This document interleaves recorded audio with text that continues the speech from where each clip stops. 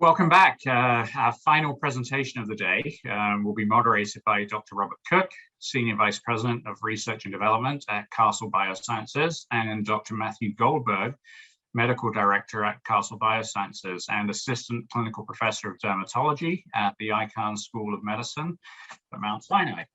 They are joined today by Dr. John Vetto, Professor of Surgery, Surgical Oncology, and Professor of Dermatology at Oregon Health and Science University School of Medicine, and Dr. David Hyams, the Director of the Desert Surgical Oncology at Eisenhower Medical Center in Rancho Mirage, California.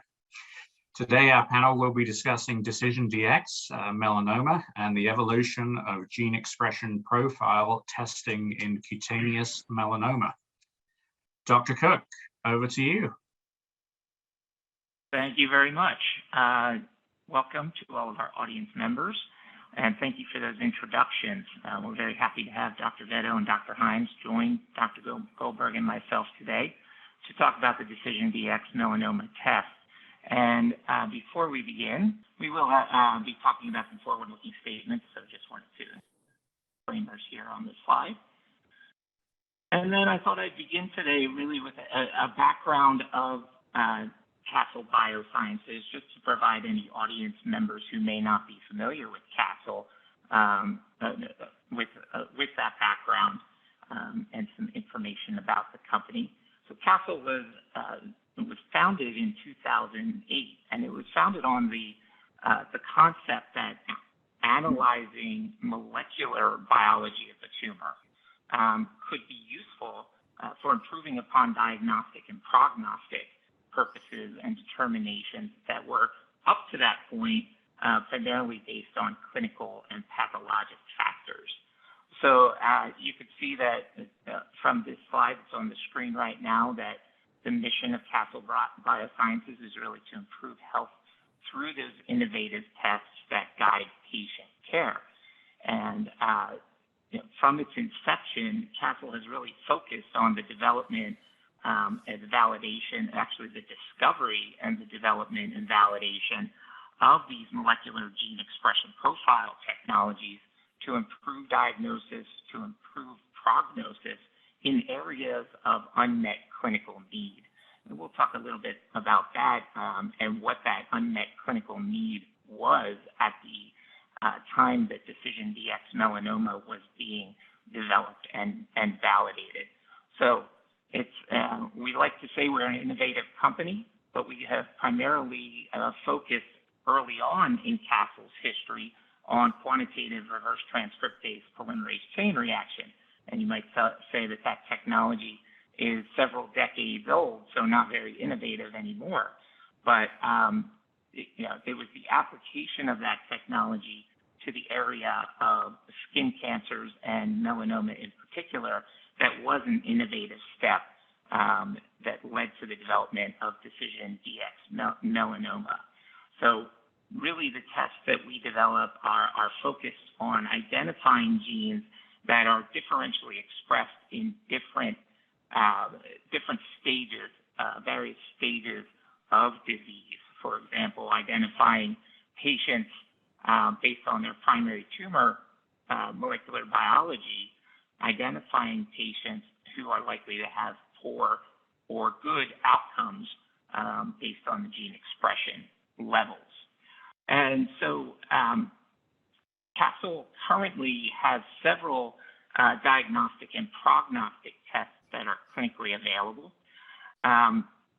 These include on the right side of the screen that you're looking at, both in the uveal melanoma space and in the Barrett's esophagus space with a technology, a spatial omics-based technology that we acquired late last year. But the focus of today's talk is on dermatologic cancers and DecisionDx Melanoma in particular. In the dermatologic space, we also have 3 other tests that are clinically available from Castle Biosciences. 2 of those listed under the orange heading of cutaneous melanoma are MyPath Melanoma and DecisionDx Melanoma, which are diagnostic tests that offer the opportunity for better assessment of ambiguous melanocytic lesions that we know are a number around 300,000 per year that are difficult to diagnose when they come across the pathologist microscope. Additionally, under the green header, we have DecisionDx squamous cell carcinoma, or DecisionDx SCC. That's a prognostic tool similar to DecisionDx Melanoma that can help with the identification of true risk when a patient is diagnosed with a squamous cell carcinoma that has one or more high-risk features. So we'll save an in-depth discussion of those tests for another time, and today we'll focus on DecisionDx Melanoma. Again, DecisionDx Melanoma is a prognostic gene expression profile test. It's really geared to be applied for patients with stage 1, 2, or 3 melanoma. As we'll talk about through the rest of the talk, we'll get into the technical aspects of DecisionDx Melanoma, but also, more importantly, the clinical application and utility of that gene expression profile test. So as I mentioned, the tests that Castle strives to develop and make clinically available for better patient care are based on clinically unmet needs. And at the time that we were developing the DecisionDx Melanoma test, and in the data that you see more recently from the SEER, the SEER program from the NCI, the clinical hurdle that's being addressed is that on the left-hand side, we know that of the stage 1, stage 2, and stage 3 melanomas that are being diagnosed each year, the vast majority of those are stage 1. And stage 2 as well makes up a good portion of those initial melanoma diagnoses. But the problem occurs later in the patient journey when we see that those patients who are identified as stage 1 or stage 2 really contribute to a substantial number of deaths from their disease. And so the majority of these melanoma deaths occur in patients who are diagnosed at stage 1 and 2 or 2. And if we can diagnose these patients sooner, we can overcome a significant clinical hurdle that we face today. So as background on the DecisionDx Melanoma test, this slide is really a workflow just to say that the melanoma tumor tissue that is obtained from formalin-fixed paraffin-embedded biopsy that is reviewed by the dermatopathologist is the basis for the tissue used for DecisionDx Melanoma. We utilize that tissue to isolate RNA from stage 1 to 3 melanoma patients, and then we utilize the process of reverse transcriptase polymerase chain reaction to amplify the genes that are important in our gene expression profile test. As a result of gene expression profiling and this RT-PCR process, we are able to determine risk of recurrence or distant metastasis for patients diagnosed with melanoma, and that risk is listed on the right side of the screen here. The lowest risk is identified as class 1A. Our intermediate risk or an increased risk above the risk associated with class 1A is labeled as class 1B or class 2A. And then our highest risk group based on the DecisionDx Melanoma result is called class 2B. So before we go into that, further into this, I may stop here and ask Dr. Goldberg about the tumor tissue that's being utilized for DecisionDx Melanoma and maybe the helpfulness that the test provides in utilizing the formalin-fixed and paraffin-embedded tissue. Thanks, Dr. Cook. Later when we'll be focusing on the utility of the application of the DecisionDx Melanoma test for informing important management decisions. But first, on the first part of the patient journey, how does the tissue actually get here or available for testing? Just to explain that step for background purposes, patients are presenting to their skincare providers, primarily dermatologists or other skincare experts who are evaluating a patient's skin and identifying concerning lesions to biopsy. Those biopsies result in what's called formalin-fixed paraffin-embedded tissues. The biopsy sample is prepared in a laboratory and then interpreted by a pathologist or dermatopathologist who renders the diagnosis of invasive cutaneous melanoma. That comes along with particular staging information, pathologic criteria that define the type of melanoma that patient has and is diagnosed with. And importantly, it's that formalin-fixed paraffin-embedded tissue that is the analyte. It's what's actually tested with DecisionDxMelanoma. And so no additional tissue is needed to perform the DecisionDxMelanoma. It's actually performed after the diagnosis has been completed for a patient who has received a diagnosis of invasive cutaneous melanoma, seen here in that blue box where it says cutaneous melanoma tumor tissue. It's an advantage of this type of testing that it doesn't require additional material that's not part of the patient's routine care in establishing the diagnosis of invasive melanoma. I'll kind of ask a question back, Dr. Cook, about the data behind DecisionDxMelanoma, kind of walk through a little bit of the foundational data that supports the clinical validity of the assay and its development over the past several years. Yeah, as I mentioned on the first slide, it's an important aspect of the decision, of all the work that Castle does, that we encompass the discovery portion, a development portion, and then a validation of these tests. And as you know, gene expression profiling testing, GEP testing, really relies first and foremost on the identification of genes that are differentially expressed in various states of disease and disease progression. And I will say that we certainly stood on the shoulders of other groups at the outset of this project, utilizing previously published data or gene expression data that was available in public databases to identify 28 prognostic genes included in DecisionDxMelanoma.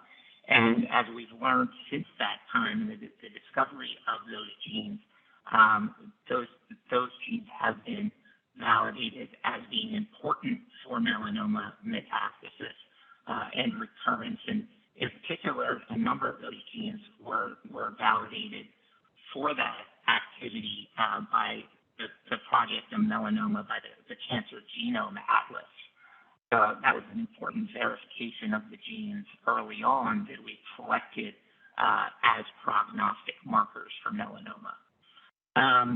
Once we identified those genes, we then collaborated with Emory University, the University of Massachusetts, and others to identify melanoma cases that had both clinical outcomes data and available tumor tissue to develop a training set of cases to which all subsequent validation and clinical cases could be compared to determine prognosis. So the first critical step is identification of genes that are differentially expressed in these tumors. The second is to identify patient samples that have sufficient clinical annotation and that we can use to establish as a training set.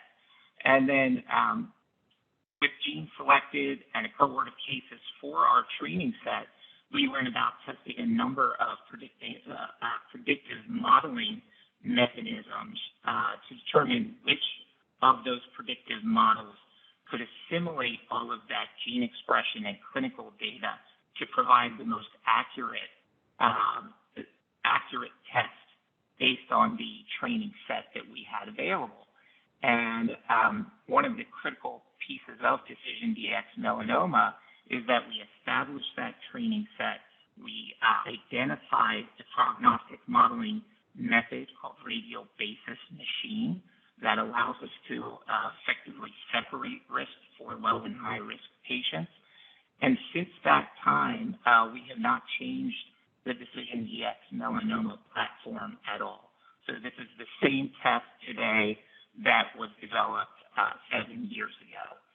So since that time as well, we really had a consistent push to validate that algorithm. And and really to compare clinical cases to an established training set overall. And that sort of takes me on to the next slide, where we could show the wealth of evidence supporting DecisionDx-Melanoma, both in the form of archival studies and prospective studies, single institution studies versus multi-center studies. We even have two supportive meta-analyses that really combine data from multiple studies to show the overall impact of DecisionDx-Melanoma. And so maybe I'll again ask a question. Dr. Goldberg is a dermatologist and dermatopathologist overall, and you're intimately familiar with the technology behind the DecisionDx-Melanoma test. How would you, as a dermatologist, how would you use DecisionDx-Melanoma, and what do you see as the main opportunities for improving patient care? Yeah, and this will be, a nice transition to the bulk of the remainder of the discussion as well. First, just give an intro to answer your question about what are the clinically impactful decisions that face patients who have been diagnosed with invasive cutaneous melanoma. I started with that patient journey from the biopsy, and now we have an established diagnosis of cutaneous melanoma. And some of the primary decision points after that diagnosis have been established include the decision about whether to pursue a staging procedure called a sentinel lymph node biopsy, which is offered to a set of patients with particular risk factors thought to be a greater than 5% likelihood of having a positive sentinel lymph node. And then also, after staging is complete, what is an individual's risk of recurrence? So importantly, many of the decisions that follow the management of patients with invasive cutaneous melanoma are risk aligned and based on an individual's risk of disease relapse and poor outcomes overall. And so the ability to map a patient's risk of recurrence, their risk of poor outcomes, is important to guide a range of decisions that include how frequently to follow that patient in clinic, whether to pursue advanced imaging, whether additional referrals to other specialists outside of primary skin care, outside of dermatology, are valuable or warranted based on the patient's risk of these poor outcomes. And so traditionally, these are estimated by some of those specific pathologic factors that are knowable by the pathologist using the microscope to assess the features of the tumor, specifically how deep the tumor is, the breast lobe thickness, whether the tumor is ulcerated, whether the topmost layer of the skin has been removed or is a defined ulceration, as well as the sentinel lymph node status if that procedure is performed, both clinically or surgically, to assess the nodal basin that drains the primary tumor. Those make up the factors that are incorporated into the risk stratification that all patients who have been diagnosed with melanoma will have. And essentially, the purpose of the DecisionDx-Melanoma test is to provide independent prognostic information to inform these decisions, both for whether a patient has enough risk to either safely avoid or should be counseled strongly to obtain a sentinel lymph node biopsy, and then after that staging is complete, impact decisions such as recurrence, based on risk of recurrence for follow-up imaging and referrals. And you mentioned at the outset the BIND result, the class results, essentially the class 1A, 1B, 2A, and 2B that have been validated in multiple different studies, retrospective and prospective, how those results add independent prognostic information to the factors that are known by staging alone. And it's that ability to provide that independent prognostic information to improve the accuracy of risk prediction that can inform these particular decisions that are confronting every patient who's been diagnosed with invasive cutaneous melanoma. I'll turn to Dr. Veto and Dr. Himes here in a moment, but I do want to preface the conversation by talking about on the next slide, over the past year, Castle has been employing artificial intelligence-driven approaches to develop two validated algorithms to integrate the gene expression profile test, the DecisionDx-Melanoma test result itself, the numeric risk score rather that precedes the BIND class result, and integrate that into a model that combines the clinical and pathological factors that are knowable at the time of diagnosis to provide a more precise and personalized determination of a patient's risk of recurrence and likelihood of having a positive sentinel lymph node to inform a more personalized and precision medicine-driven approach to these patient management decisions. We call this the I31 SLNB here on this slide that incorporates the DecisionDx Melanoma test with Breslow thickness, ulceration, mitotic rate, and patient age. And then for risk of recurrence, we call it the I31 ROR. That includes, of course, the DecisionDx Melanoma test result itself, and then the factors of Breslow thickness, ulceration, mitotic rate, the sentinel lymph node biopsy status, if that is known, age, and then where the tumor is located on the body and kind of grouped regions of these tumor locations. And so it's important that to emphasize that the class result provides independent and significant information that augments the information that we have based on the pathological staging features alone. And this information continues to be provided to patients on the report, in addition to this precise personalized I31 ROR and I31 SLNB information on their report. And I think that it's important to recognize that the DecisionDx Melanoma test takes into account a range of the biological processes that impact a patient's risk of progression. So it starts with the 28 genes that Dr. Cook mentioned that span a range of biological processes to inform both of these impactful decision points, to provide information about how to provide risk-aligned care for not only sentinel lymph node biopsy guidance and decision-making, but also for the decisions that follow the staging workup, all in the same test. So it's a single gene expression profile that informs both of those impactful decision points. On the next slide there, really that provide information about the patient's risk of recurrence as well as sentinel lymph node biopsy information. And on the next slide, we have is also, in addition to the clinical validity data that Dr. Cook mentioned, there's strong clinical utility information that demonstrate a consistent pattern of where clinicians who receive the DecisionDx Melanoma result are able to integrate this information into their management plans at a significant rate of approximately 50% management change across a range of studies to really influence the decisions that have been demonstrated to be impacted by the DecisionDx Melanoma results. So those include sentinel lymph node biopsy decision-making, decisions about how frequently to see a patient back in follow-up, decision to pursue imaging or advanced laboratory tests, as well as referrals to other specialists. So the clinical utility data pairs with the clinical validity data about how this test result can inform patient management across these two key decision points. And I think I'll transition here and really open up to Dr. Veto and Dr. Himes to get your perspectives here. And first to Dr. Himes, I'm interested in your practice as a surgical oncologist, and really we're talking about this patient journey from diagnosis to testing with DecisionDx Melanoma. How are patients routed to you in your surgical oncology practice for the care of their melanomas? And just give us some background here about that practice. Yeah, so as a surgical oncologist who practices in a community teaching hospital, patients generally come to me with a diagnosis of melanoma based upon anxiety on the part of the referring dermatologist.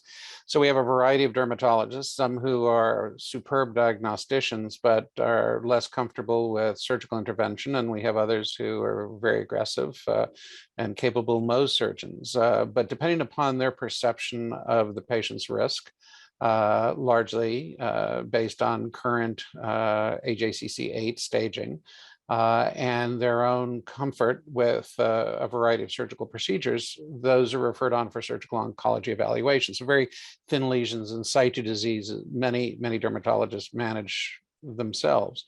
However, we also are in an environment in which there's information that is sometimes not readily available, and we often forget this. So in assessing risk under the current environment, AJCC8, there are only 3 bits of information that are relevant. That is the Breslow thickness, the presence or absence of ulceration, and the presence or absence of a positive lymph node. And that is problematic in some patients. Firstly, it turns out in a community like ours, and I have surveyed and looked through the literature as well, so we're not far off.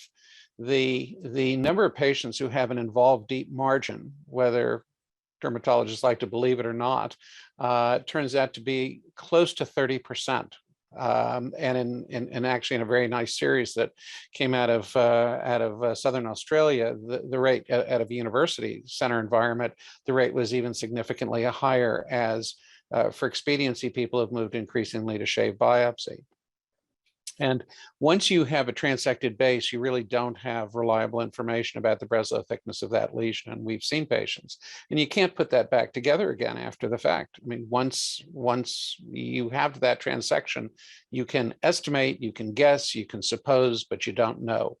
Secondly, as far as ulceration is concerned, we know that melanoma is a disease that's immunogenic, and it's the basis of our most contemporary therapies. And immunogenic lesions often lead to immune cell infiltration with histamine release. And so it's not uncommon for patients to present with itching. And not infrequently, I have a patient whose initial presentation came because his wife complained, or the husband complained there was blood on the sheets from scratching some lesion on his back or shoulder. So again, if you speak to most pathologists, there can be significant challenge in distinguishing between excoriation and ulceration. So that puts into question some percentage of patients who come with the second feature, which is ulceration. And finally, lymph node metastasis. You know, when we do lymph node assessment, sentinel lymph node assessment, all of us would like to think, who are active surgical oncologists, that we do this really well. But the reality is in some parts of the body, particularly the head and neck, or in areas where there's been other surgery in the past or other tissue disruption, or really just because on a bad day, you don't get trafficking of dye, either blue dye or radioactive dye, to a well-defined lymph node, a sentinel lymph node biopsy can be challenging. Head and neck particularly, and I think anyone who does head and neck will admit to that. So we have three areas on which we base all of our decisions and risk, in which there can be significant error and uncertainty. And having a test that can provide us with useful information that is not subjective, but is essentially objective, I think can be very helpful. So when we have a dermatologist who has a patient with a transected base or a significant regression, they're uncertain, they're concerned about whether a sentinel lymph node needs to be done at all, and how they make that decision, that's when they send them to me. I think that's a really excellent discussion about some of the limitations of how we're actually risk stratifying patients at present using those pathologic factors that that are fraught with those technical challenges as well. And then the approach from DecisionDx-Melanoma that doesn't replace the staging information, but adds to it or enhances what is known about the risk based on those tumor characteristics that they have. So I'm interested in, how you use the DecisionDx-Melanoma test to inform, to either escalate or de-escalate care for decisions for sentinel lymph node biopsies or afterwards in your practice, Dr. Himes. Well, most of us who became involved in melanoma long ago, as Dr. Vedo and I did, we, as a general routine, unless you had an extremely thin lesion, were essentially following these patients with a series of imaging studies that included axial imaging at regular intervals, that included laboratory studies and frequent physical examinations. And of course, melanoma is a disease that we're early taught can recur 5, 10, up to 20 years later, although I think now much discussion is really about whether the melanoma that's found 10 or 15 years later was really just a new melanoma metastasis from a lesion that hadn't been discovered yet.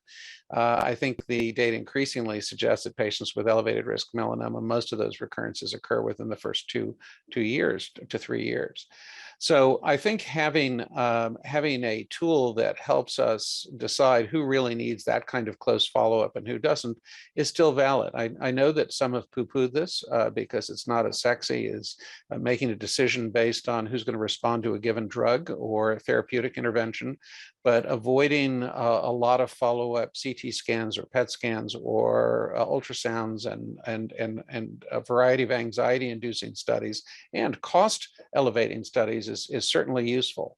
And if you look at a test like DecisionDx-Melanoma when appropriately employed, it works out that the majority of patients, more than 2/3 of patients, fall into a low-risk category in which follow-up can be abbreviated. In my practice, those patients are seen several times in the first year, mainly to make sure the wound heals appropriately, that there are no cosmetic issues, keloids, et cetera, that there's no evidence of local recurrence because we missed something or there was some question about the technical component of surgery.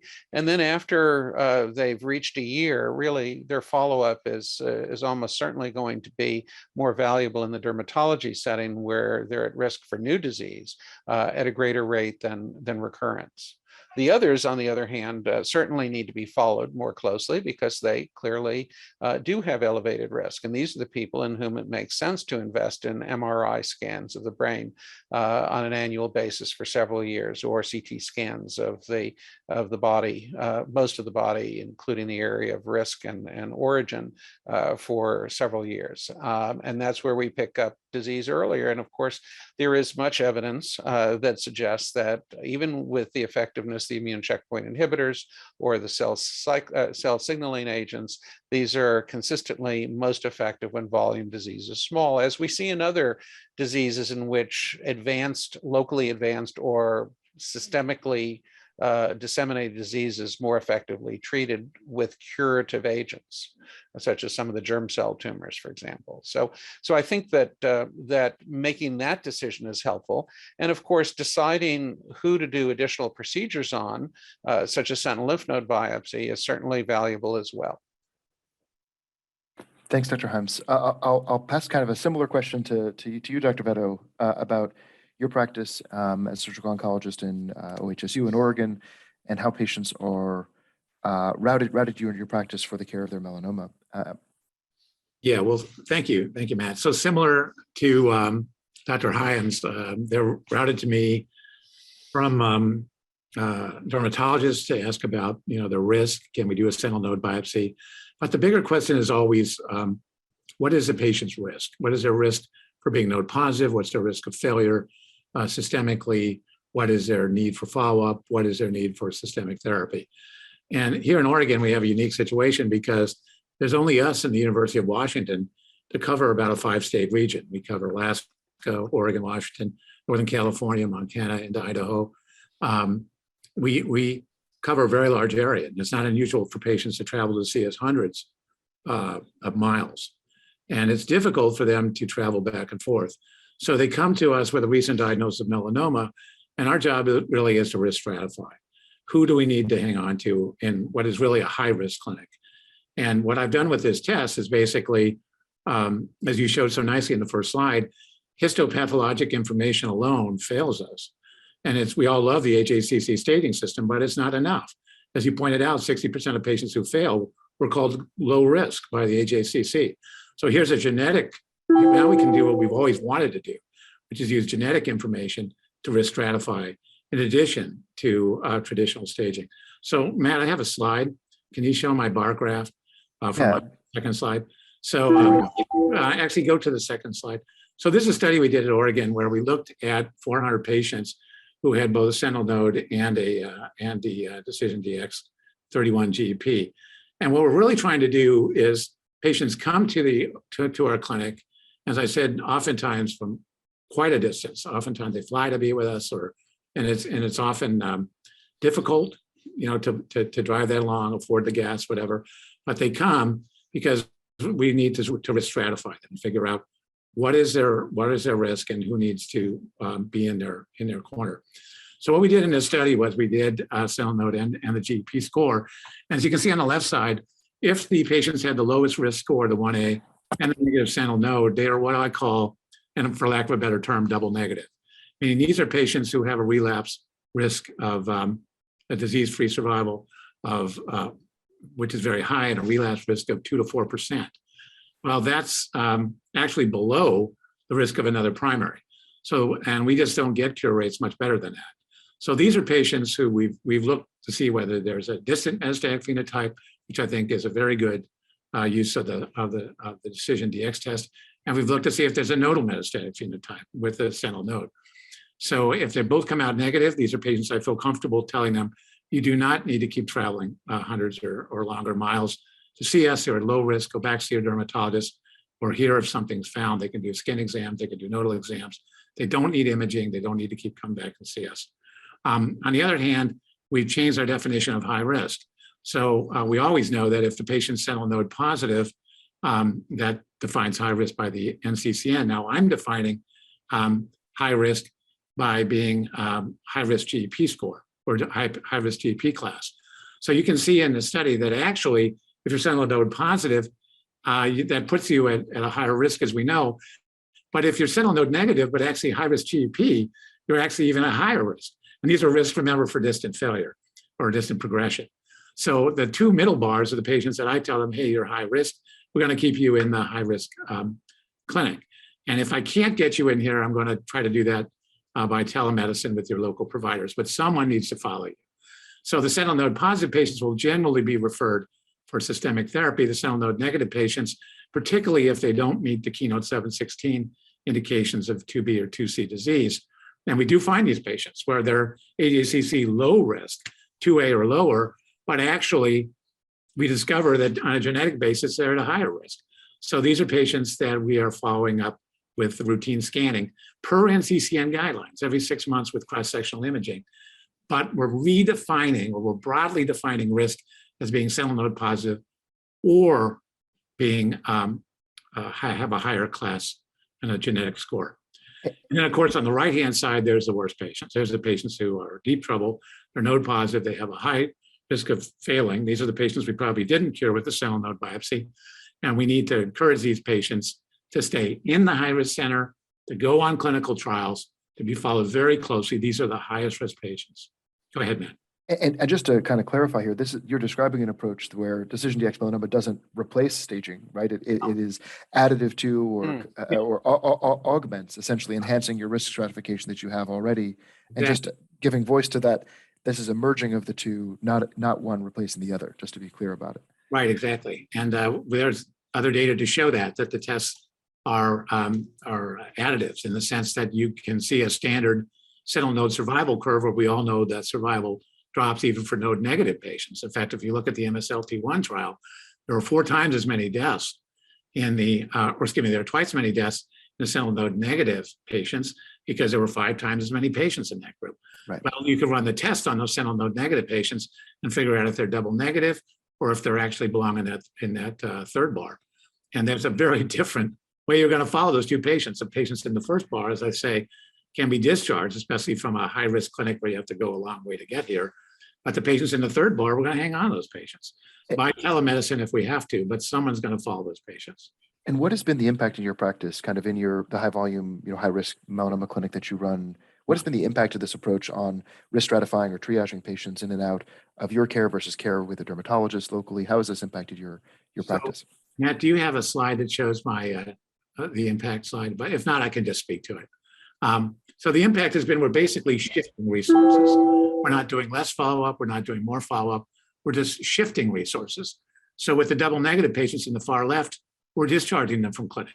And a lot of my surgical oncology colleagues, when the sentinel node comes back negative, but there's something about the path they didn't like, don't know quite what to do. They keep following the patients, maybe they're ordering tests that probably don't make any difference. But in those cases where we can prove they're double negative, we're telling them this is your risk of relapse. It's not 0, but it's as close as we can get. Out you go from the high-risk clinic. We're here if you need us. And we're shifting those saved visits and those saved tests that we're not doing and all the stuff we're not doing for that far left graph. We're shifting it to the third graph. We're shifting it to the patients who need close follow-up because we've identified them on a genetic level that yes, you're node negative, but you still are at a higher risk of distant metastatic failure. So we're going to follow you as if you are node positive by the NCCN definition, which is node positive. Of course, so those are what I've touched on are 2 of the 4 indications for the test: finding the double negatives, discharging them from high risk centers, and finding patients who are actually at high risk when the AJCC says they're low risk, and following those patients more closely. Thank you for that, Dr. Vedder. Yeah, I think one of the things that I've appreciated in working with OHSU is the interdepartmental collaboration that goes on there, and the collaboration that led you to first understand the test and understand the data supporting the test, and then how that impacts care care across the board throughout the patient journey at OHSU. We have about 5 minutes left, and I just wanted to touch on a newer and exciting piece of data from a collaboration that Castle's undertaken with the NCI SEER program. So that's the Surveillance, Epidemiology, and End Results program at NCI. And we have previously presented data at the European Dermato-Oncology meeting just this past week, showing the results of that collaboration. And what that was really an opportunity to link the data from clinically tested patients that were tested with DecisionDx-Melanoma with the national registry that's run by the SEER program. And through that linkage, we were able to link over 5,000 patients to obtain long-term outcome for those patients that were tested with DecisionDx-Melanoma. And while this is great, this is very new data, I'll just describe it briefly and the two main impacts that we've seen. First, within that patient population, we were able to show, again, in an unselected population and prospectively analyzed population, that the DecisionDx-Melanoma really risk stratifies those patients in a very accurate way, independently of clinical factors. More importantly, we also saw that when we matched our clinically tested patients with untested patients, and we matched them on clinical factors as well as socioeconomic factors and all factors that we could accrue from that data, we saw that there was a survival advantage for those patients who were tested with DecisionDx-Melanoma. And so while we need to identify what inflection points were impacted by the DecisionDx-Melanoma result, I'd love to get your thoughts about that, Dr. Vedo, Dr. Himes. Maybe we'll start with Dr. Himes there to see how impactful that is to you and what that provides as initiatives to continue to test patients and understand the molecular biology of their tumors. Well, I'd like to make a couple of points. First, I'll, as a surgical oncologist, a very large part of my practice is melanoma, but probably almost equally large part of my practice has been breast cancer. And I became involved in gene expression profiling initially with a breast cancer test, which was really probably the first large practical use of gene profiling and making decisions in the early disease setting. A test that was a 21 gene assay that's now the standard of care in managing hormone responsive breast cancer. And a couple of things. First, some of the issues that people are concerned about with this test were raised 10 years earlier from the breast test. Oh, it's not really ready. Oh, we need more data. Oh, we're not sure. Oh, we'd like a prospective randomized large clinical trial to prove that the test really works, even though there was really excellent data that met really high level of evidence assessments by NCI and others. And the most important phrase, which medical oncologists like to use, who were opposed to the test early on, was, we don't want to deny somebody the opportunity for cure, which is kind of an easy category to negate any change in therapy. I think that the breast test proved that things can be done differently. And there was a prospective large trial, although it took more than 10 years for that result to be done. And that study could never have been done by the company that developed the test. It was done, actually, there were two large trials in two different gene profiles, but they were both sponsored heavily by, in one case, European governmental organizations, and in the other by the NCI, because the cost of doing such a clinical trial exceeds $100 million. There's no diagnostic company that can afford that. And certainly we can't afford it for every new test that comes along, but it proved that earlier ways of looking at success and validation are valid, and those are the same kinds of tools that have been used in this test. So I feel very comfortable with the test to begin with. Secondly, the breast test also looked at a SEER linkage, and that has been very valuable at looking at patterns of care in the breast arena. And I think now that that's coming forward in melanoma, it's very valuable as well. I don't know. I obviously haven't seen the published the published data to assess it, but to me, it's very encouraging, and it confirms, if in fact valid, my impression, which is that appropriate intervention in the management of disease, the concept of precision medicine, which is why we're all here today, can be very valuable and important. And the last point that I'd like to make is that, unlike Dr. Veto, I practice in a slightly different environment. I practice in Southern California, in the California desert, in the Palm Springs area, where we have an older population that have moved here because they want a certain quality of life. They may be 81, but they want to play tennis or golf or do things, and they're quite active.